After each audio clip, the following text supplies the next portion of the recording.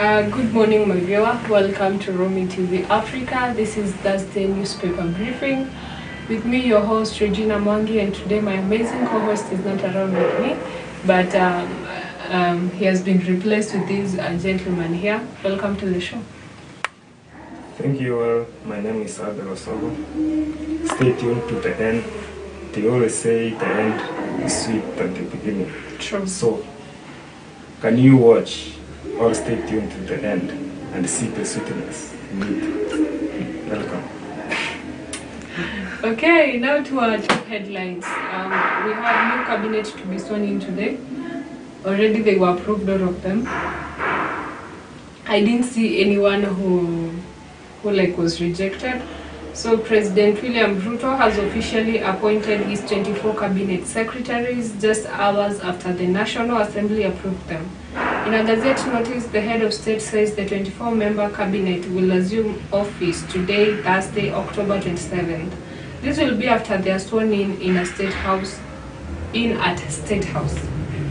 Now, we have seen the president formally appointed the 24 cabinet secretaries, and now after the vetting process have gone through, all of them have been approved by the House, by the member of Parliament, by the House itself. We saw they were trying to reject Penina Malonza, but a bit of analysis was made, and then now she was later approved, even after the rejection. I'm wondering why people like Minturi Lintiki and Aisha Jumwa and other corrupt and crafty leaders, they were not rejected. I've seen them now, they are approved and they are going to be sworn in today, so officially they are going to resume office today. What I think, to me, the rejection of Penina Malonza is just a mind game that was played to the public, because I don't see any need as to why you can reject someone who is clean and leave the rest who have cases to answer. So the likes of like you said, Aisha Juma, Mithika Linturi, they are corrupt and they are not clean. And Penina Malonza is clean. So they wanted to cover, like the team that was vetting them was trying to cover themselves in a manner that they had to reject her, such that nobody will question them. And why did you reject anyone? Or why did you approve everyone? So it's a mind game, it's a movie. I think should be scripted and acted. Okay, they have already acted. So it should be scripted. And go viral. You have heard from the guru himself. He has said it is a mind game and it should be scripted because they have already acted, right? I like the way you phrased it. But now we are seeing now the former CSs, the former guys who are in office are going now to give a handover today. And now those who are resuming office, they have resigned, like Aden Duale, former Garissa MP. He has resigned. We have seen Kipchumba Murkomen, who was still arguing if he should exit the Senate because Senate has been like his home for all those years. But we saw him now resign because now he's officially at another office and you cannot multitask. So how is the feeling of these people who are handing over the likes of Mutahi Kagwe, Fred Matiang'i, this guy of education, we loved him. I don't know why he has been replaced, but I used to really love that guy. I think he's among the former now CSs who are supposed to be retained. That's your opinion. And everyone equally has his or her own opinion. True. If, for example, you ask me, I have a different opinion from yours, but I've not said I have a different opinion on that one. That one stands. But you've asked about the ones who are signing or who are going out today. Equally, we are human beings. And for instance, if you are the one quitting the office or resigning, you won't feel that, of course. That's a sad ending. So we expect them stay strong. Yeah, because it's not that easy. You know, when you're saying stay strong, you know, it is like it's a hard season. Yeah. It's a sad ending. They started well, you know, like it's like they have been forced to quit or to resign because or to go out, to move out. But the time have come to an end. Other people have to also now get into the office and do the job also as well. Fine, but even if their time has come to an end, you always don't feel like, you know, they are used to that position. True. So that's something that is in their blood, like their daily routine. So, like I said, and I repeat, it is a sad ending. True. And I feel sorry for them. But that's how it should be. They have to quit. Okay, for me it's not really a sad ending. I think for me it's now time to give other people to do the job. But again, the people who are coming in to do the job, I'm not still satisfied with some people there. Some people, I just feel if I was in that position and I had the power to really evacuate them and get them away from the CS and now chair, I would eliminate them. Wow. Starting with me, Mithuri Lintiki, Mitika, that guy. Starting with him, going to Aisha Jumwa, and all other guys who have cases behind them. I would definitely eliminate them because there are people who are not suitable for those seats. But I pray that now, because they're in those positions and we cannot change that fact, now I think they should just earn the trust of people, because people are not entrusting them. And I'm sure maybe there is something that has been done so that even the House and the Parliament can approve them. I think there is some thing that has been done underwater which we cannot understand and explain so that they can be approved. Because these are people who are not supposed to be approved. Following the rule of law and the constitution, there are people who are not supposed to be in those positions. But if I may ask again on the same note, why could you reject Aisha Juma, for instance? She has a corruption case of embezzlement of funds, the 20 million case. Yeah, she's a thief. She's a con woman. And then, what if someone argues like Aisha Juma can be a role model to some? Not all, of course. Okay, politically she's a politician, but she's not an administrator. She's not a leader, but she's a politician. So, like yesterday, one of my colleague was saying yesterday that any hooligan can be a politician. You can be a politician if you decide. But I'm not an hooligan. You know, being a politician is not a career. Yeah. It's not. It's something. Even now, even my director can be a politician. Yeah. Okay.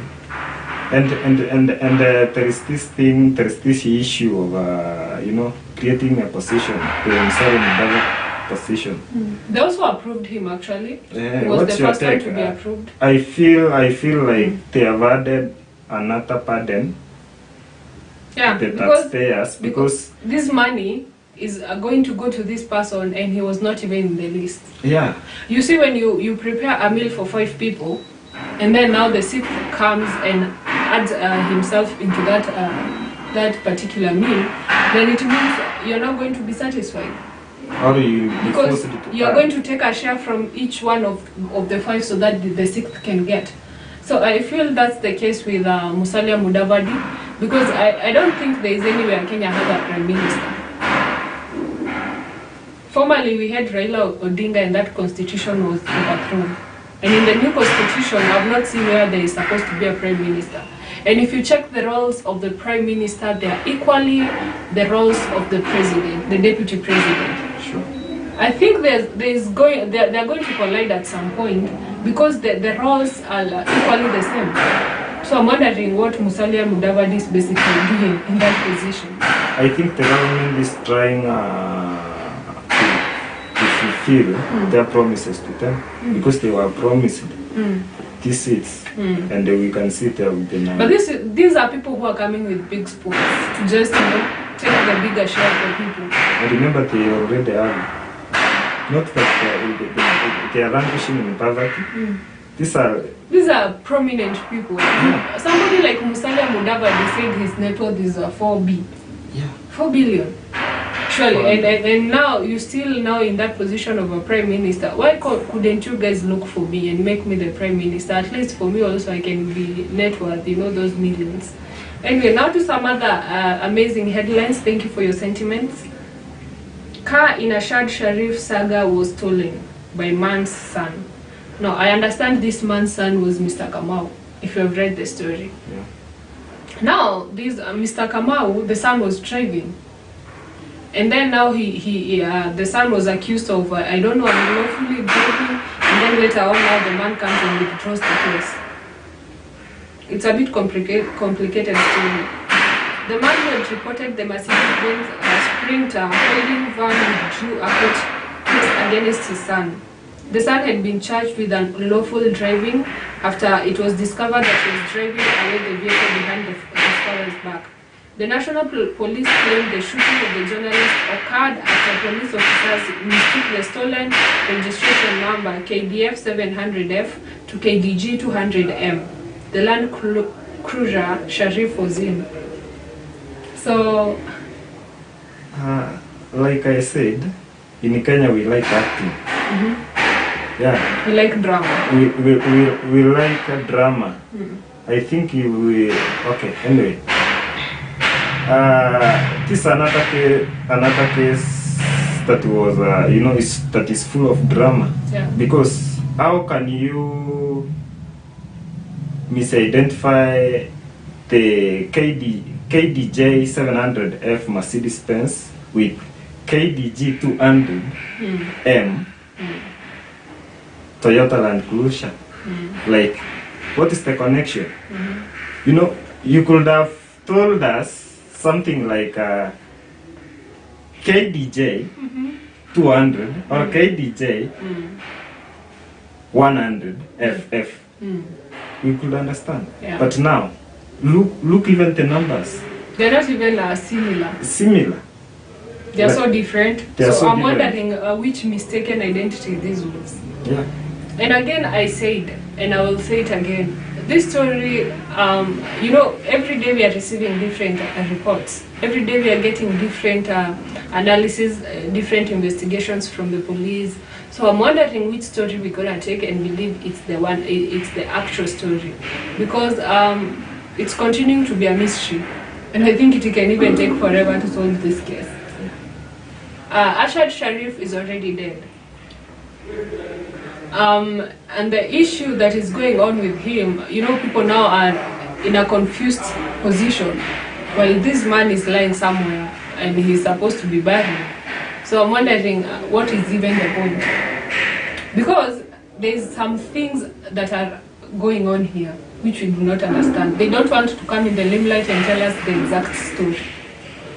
Because every day we have different stories, surely. Does that mean that our security and our forces that do these investigations, our DCIs, does it mean that they are not professionally qualified for this job? You see, that brings me back to the pride of the press, like the challenges the journalists are going through. Like this case of Sharif is one of the challenges that the journalists are facing. And I feel in my case, journalists should be given a special training other than the academic one, the military training, or they should be given armed security. Yeah, sure. So that, we have been experiencing this, or we have been hearing these scenarios now and then, every year. Yeah. So I think something must be done. True. Or else I could recommend that journalists could go for a strike for even 1 week and see how we want to operate, because and see how the other people will operate minus the media at large. Because the media basically is what tells us how things are going on. Yeah. They are our eyes and our ears. Sure. So to some other stories, Ugandan ministers to start taking Swahili language lessons.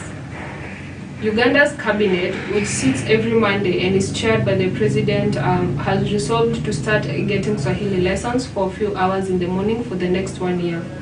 Uganda approved Swahili as the second official language after English and instructed schools to make the teaching of the language compulsory. First, I understand the only language Ugandans can speak is the Ki-Uganda, but now when it comes to other people, it's English. And basically, the English is not even pure. They strain to speak that English. The English is not fluent. So I think them coming with this initiative of now learning, I think it is not supposed to be only ministers who are learning Swahili. It should be the whole country at large, because we find they only speak English and they strain to speak that English. And I understand not even Uganda, other countries are also officializing Swahili as now an official language they're learning. I'm proud of Kenya because we are so blessed when it comes to matters of relating with other people in terms of language. We know very good English. Sure. You know, Kenya is ranked, I think, number 3 globally. The best country that okay, in Africa it's number 1. Before London, I think it's number 2 there, but I think it is on that high position to be ranked to be the best in English speaking, because we do some really cool English that is fluent, big up to us. So I think Uganda have taken a good initiative. What do you think about that? It's a good initiative, of course, but it gonna confuse them at some point if they not lay down the strategy as well. Because they are making it an official language, right? Currently, they are using only English only because as an official language. Yeah, now they have added Swahili, which is okay, and their national language is Luganda. So, how are they going to go about the issue of learning the Swahili? Have they laid it down the strategies on how to go about it, or they are just talking or saying that we are going to learn Swahili? Okay, they are taking lessons. They are taking lessons every day for the next 1 year. Now my question is, I don't know how they are taking those strategies as you're saying, but I think for that 1 whole year, I think they will have done something. It will not be a waste of time. But again, teaching old people, understanding the language, the foundation is when you're young. But now these are grown-ups, these are old men who are now trying to, it's now like, right now you're trying now to learn French. Sure. It will be a bit complicated, but I think it's worth the struggle and the strain. Yeah, let them move on. It's a good move. Yeah. Pick up to them. Yeah. Okay. Now, Penina Malonza, my stage fright moment during voting. Tourism Cabinet nominee Penina Malonza has revealed she had a stage fright moment during her vetting by Committee of Appointment last week. Mrs. Malonza said she experienced unusual anxiety while responding to a barrage of questions from MPs during the vetting process, televised live and presided over by National Assembly Speaker Moses Wetangula. She said she had a sigh of relief while thanking Kenyans for tremendous messages of support, encouragement, and goodwill. Now first, Penina Malonza is such a vibe. She's a good lady. And then I remember when she was being rejected, they were saying that she lacked academic and knowledgeable skills to lead the people. Surely, someone now comes with very clean and real certificates and CVs, and her record of integrity is clean, and then you have in a position to stand and reject them. Well, as we have a rapist in the same house, we have a criminal in the same house, we have a thief in the same house, and you cannot reject them. Now, I'm asking, Kenya, are we blind? Are we assuming things? Are we so corrupt to an extent of selfishness? Who are we as Kenya right now? Okay, whoever rejected Penina Malonza was not stupid, because they knew that the public will react on the same, since they know Penina Malonza is record.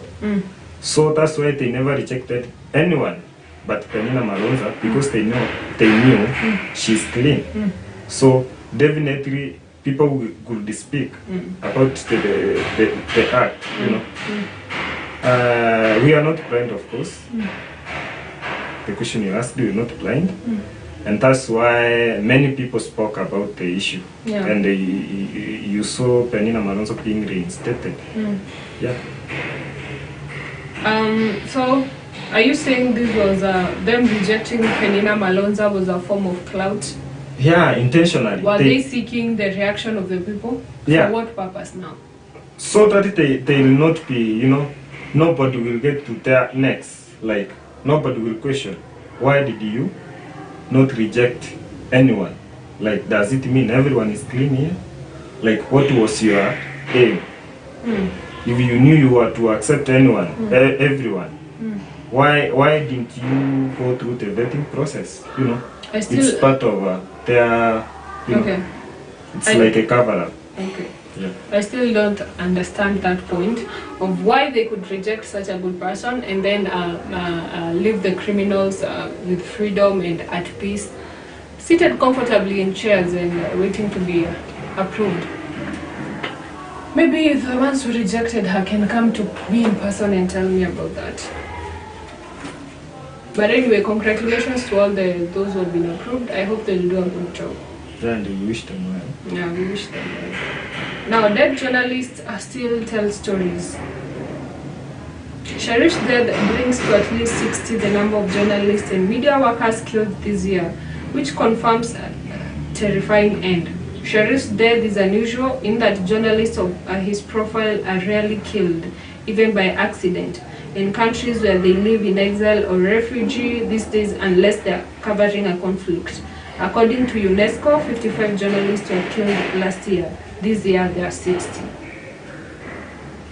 So that is the statistics of the number of journalists which were killed last year. There were 55, and now they have increased by 5, now to 60, to a clean 60 game.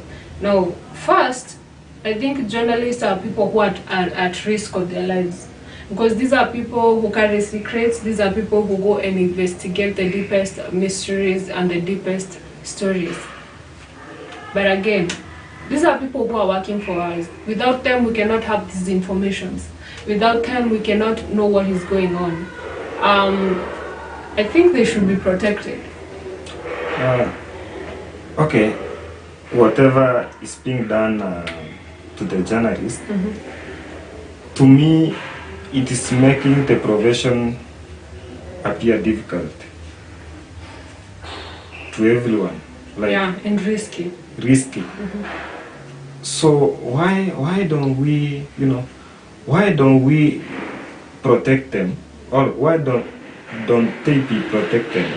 Like we already said, like, see, are they supposed to be given a special training? Are they supposed to be given armed, you know, security? But even if they are given armed security, we have an example of Mexico. Mexico, the journalists, 100 of journalists are given armed security, but they don't escape from the plight or the challenges that the other journalists who are not armed, who are not given armed security, are undergoing. So they are undergoing the same thing. Yeah, they still suffer the same thing. Yeah, so I think something must be done, and I don't know who will do this thing. Is it the media? Yes, I think the media should coordinate and see on how the journalists can be protected all over the world. Yeah. Wow. I think Sharif's death is a bit of some story that we are yet to understand. I think I hope they will just come to a point that they will make sure the family get facts, because the family is out there in Pakistan seeking justice, And you know, someone like that who is prominent, a very global journalist, coming to be killed in our country, then it means that is a bad name to our country. That is defiling our name out there and making us look like so insecure. So it is going to cause a lot of effects, and it is going to bring a big impact negatively to our country. Because now people will be at risk of coming here. And the likes of Akina Sharif Ashad is a rare case. Because such a prominent and global journalist was not supposed to be killed like that. It was so accidental, it was so disrespectful for him. He deserved a good death, though. Not just some shot, you know, and then some mystery that is now being investigated by everybody. I think he deserved better. So security should be very tight. Anyway, that has been our time with us. Thank you for your brief moment with us. See you tomorrow, same time, same place. Meet us tomorrow with the Kiswahili Taifa Leo analysis with my amazing host, Emmanuel, on his behalf. He'll be with us tomorrow. I've been your host, Regina Mwangi, and my amazing gentleman, Abel Osogo. Before I depart, I'll leave you with one thing, one message. Don't do the same thing always, expecting different results. Change tactics. Wow. Follow us at all our social media platforms at Romi TV Africa. Adios.